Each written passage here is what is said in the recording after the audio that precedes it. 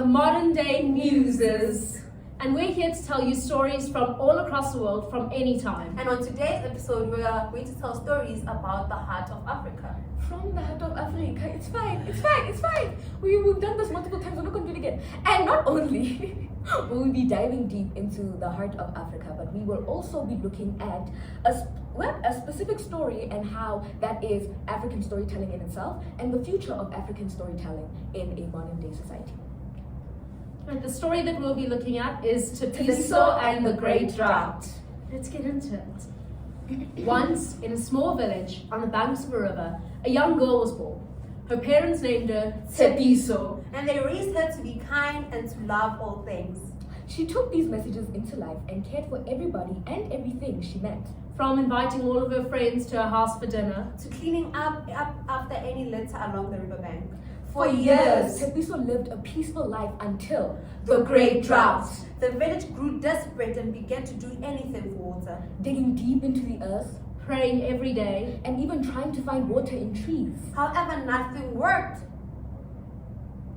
Tshepiso decided that she couldn't bear to see the people around her suffer anymore, and so she decided to find the source of the drought. She knew from her grandmother's stories that the source of the river was the old waterfall, where water seemed to fall to the ground from the rocks to the earth herself.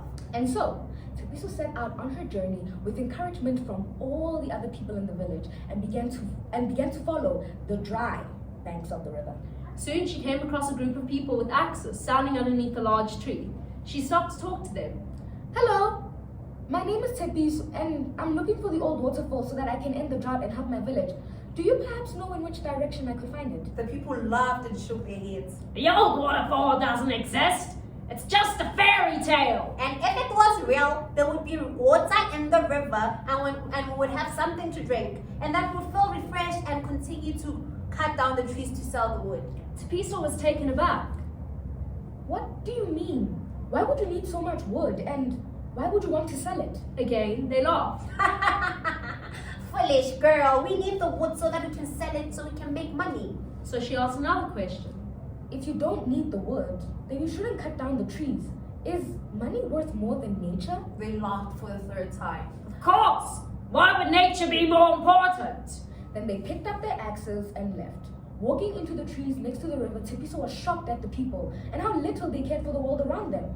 But she decided to continue forward, still believing in the old waterfall. She came across more people and these people were digging through the riverbank. She stopped and called out, "Hello, are you trying to dig for water too?"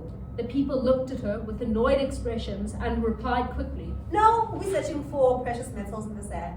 She asked them why they would do that instead of looking for water so that the people, animals, and plants could continue to live. The group rudely responded, "We don't care about them. We just want the metals. Nothing is more important." "And why would there be metals if we weren't meant to take it?"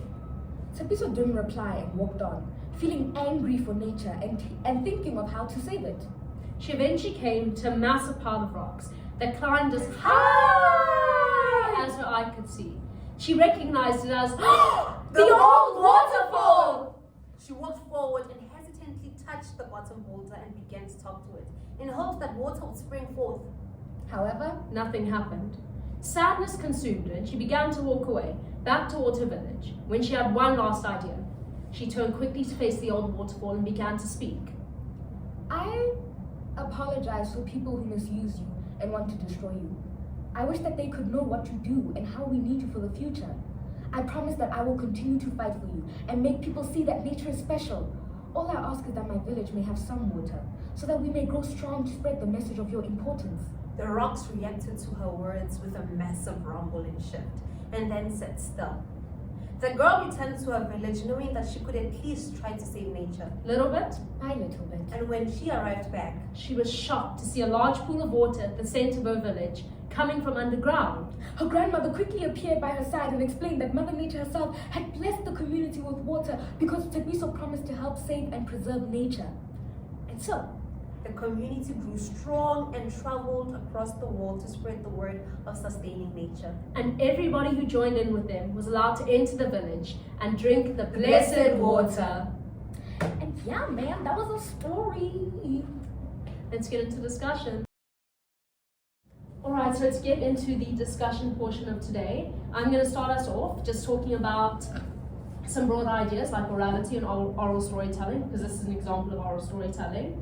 And oral storytelling and orality is where something is communicated through spoken word. It's not done through written or anything like that. So you find cultures called primarily oral cultures or primary oral cultures, and they only operate through orality. It's only talking, and that's how they pass down knowledge and wisdom and stories and anything. There's no written, there's none of that. But to move away from orality and more into oral storytelling, in oral storytelling we have stories, obviously, and some of these stories are folk tales, and folk tales can refer to a number of different kinds of stories depending on specific characteristics. So an example is that Tshepiso is a myth, and some characteristics of myths, they tell stories about gods, goddesses, and heroes. They try to explain natural phenomena, and they impart a moral lesson. We do see all of these in Tshepiso because we have her as a heroine, we have her interactions with Mother Nature, which I don't think they're really interactions, but Mother Nature is a character and a figure within it, so there's a goddess. We have the explanation of natural phenomena, there's droughts because humans are greedy and mistreating the planet, and we have the moral lesson of sustaining the planet. Relatable. Yes. To do a slightly deeper dive on oral storytelling and what separates an oral storytelling performance from other forms of performances or storytelling, and also what will determine the success. We have 3 little points there. We have performance, audience, and occasion. So under performance, we have predominantly is how the performer utilizes their skills. So gestures, rhythm, facial expression, body language, and all of these will obviously impact how successful the performance is if they can use these traits well enough. And you can sometimes also have other little elements in there, like music or different languages used, which will, again, either help it succeed, make it fail, whatever, also sets it apart. Then we have audience. The audience can actively participate within the process of the story and what story is told, whether this be through literally adding to the story and helping to create it as it is being told, or asking questions, which will, I guess, also add to it because the answers may expand a bit more on the world of the story. There's also the call and response system, where the storyteller will say something and the audience will have to respond to them, and that just adds, I think, to atmosphere a lot as well. And the final one, which is not them actively editing the story, but editing the content based on the audience. If you have children, you cannot tell certain things to them, which you tell to adults. Then last point is occasion. And the biggest factor in this is the story appropriate for the occasion. Yes. And then we have specific stories for specific events. So there's stories that will only be told at weddings, or were created to be told at weddings, and are always told at weddings. And the last point is that the relationship of the storyteller to the occasion will impact the story. So if you are friends with someone and they have unfortunately passed away, you will tell a different story to someone who's just there to tell the story, who's just hired to tell the story. Just that's all from my side. What are you moving on to African storytelling? So we see that storytelling is not African oral storytelling. It's not just a practice, it's a vibrant tradition that has thrived in Africa for so many words, for so many years. I got it.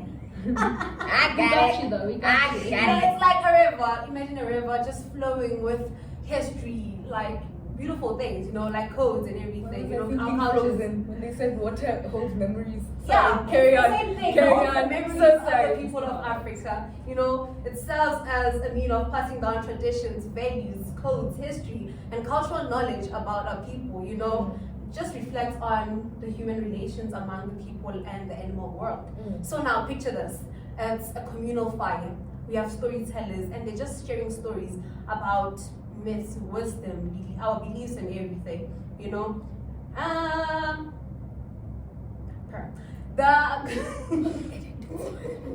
Edit that part out. So, in African oral storytelling, we have these accomplished storytellers. These people have honed their skills and just Because it's an art. yeah, with art you have to hone your skill, work on it until it's perfect, So they have mastered these complex verbal skills, including proverbs, parables, and through years and years of training, they are taken as like the respected members of the community, and people actually trust them to tell the stories which will be carried from one generation to the next generation, So the structure of oral storytelling, so we have a beginning, middle, and end, So in the introduction, The storytellers introduce the characters or anything that's happening in the story, like basically just setting up the scene for everybody. You know, it just like they also use their words to paint images using vibrant language filled with imagery and symbols. You know, in the end, you just see like the moral, you hear like what the moral of the story was. You know, so let's talk about the purpose of African storytelling. It's not just for for entertainment, you know, just reinforces cultural like anything for our culture, stimulates creativity and imparts wisdom. It is a powerful tool for teaching morality and a sense of identity. Stories interpret the universe and explain natural phenomena, teach morals and cultural values, and pass on survival techniques and offer praise to God. We have seen that proverbs and parables are used also as a secret ingredient, you know, when they're telling stories, because they carry a weight of collective wisdom, feelings, thoughts, and expressions. You know, these are just stories. You know, African oral stories are just like vessels of ancient knowledge and attitudes, just adding depth and significance to our stories. This is why we also use proverbs and parables, because they just bring depth into like our stories. So yeah, if we're just wondering who's like a story saga, Tshepiso, you know how it just goes in with everything. You know? Yeah. We just here like we see that there is like a moral. You know, the moral is just to take care of nature, and that's something African oral stories are trying to tell us. You know, although it's not an interactive story at this point, but with us, but it's very like. It brings about like a discussion amongst the Lensa, because now they're going to talk about things like global warming and stuff like that. So yeah, something like that. Yeah. So now we're gonna move to the tech. Okay, and we're talking about the last point and wrapping up our little thing. Also, just quick shout out. Look at how cute this is. It's beautiful. Moving on to It's leather because we like nature. That too. Don't tell David. Anyways, so I want to talk about digital archiving, and digital archiving essentially is, you know, in the name, archiving digitally. You know, like keeping these stories for not just the stories, but you know, like cultures and ways of life, keeping them and making them easily accessible, because digital platforms are in this modern society not the only way, but the most accessible way to retrieve these stories. But there are pros and cons to everything in life, and just like digital archiving, the cons may be, you know, files corrupted, accidentally deleting something. It wasn't an accident, my laptop did it on purpose, but it's fine. Accidentally deleting something, and you know, like just, you know, not up to date hardware or software, and you know, that makes it difficult for you to say these stories and keep these stories, because you don't know if, you know, either way the thing's just going to 80 blow. But you know, but another thing is, which is more of a spiritual thing and a more cultural thing, is that the performer audience relationship, like Sarah and Gundo said, it's that thing of, you know, like being in the moment, being there, a part of the audience. You lose that form of interaction, even though social media platforms like this, like YouTube, that we're going to be posting this on, even though they are you know, you can interact through the comments and with other people who have the same ideas as you. It's not the same. You're not there. You're not physically, you know, feeling what's being told to you. You're not actually experiencing it. So that would be the cons of digitally archiving. But then the pros is the main thing: preservation. You get to keep this thing, okay? You get to learn more about it. You get to know more about it. And, you know, people who are curious and just want to know the stories, they can just find these stories now, and they can, you know, discuss them once they find them. And also another thing is, you know, like in a performance, you can't just rewind.